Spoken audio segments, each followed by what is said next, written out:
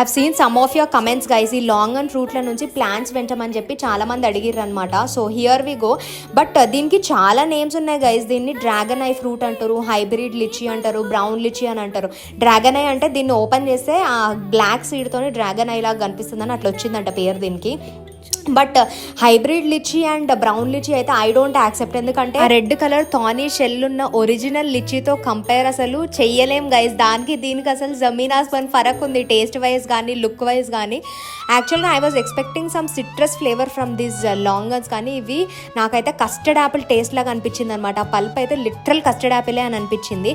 So మనకి taste ఎట్లుంటుంది, మనకి సీడ్స్ కావాలి కాబట్టి ఆ సీడ్స్ అన్ని మంచిగా కలెక్ట్ చేసేసి వాటర్లో ఒక 36 అవర్స్ వరకు నానబెట్టేసిన తర్వాత ఒక చిప్పల vermicompost, cocopeat, red soil mix చేసేసి I placed these seeds on them guys. మీరే చెప్పాలి ఎప్పుడు స్ప్రౌట్ అయితే ఈ సీడ్స్ అనేది. నేనైతే ఫస్ట్ టైం గ్రోయింగ్ దిస్ అనమాట.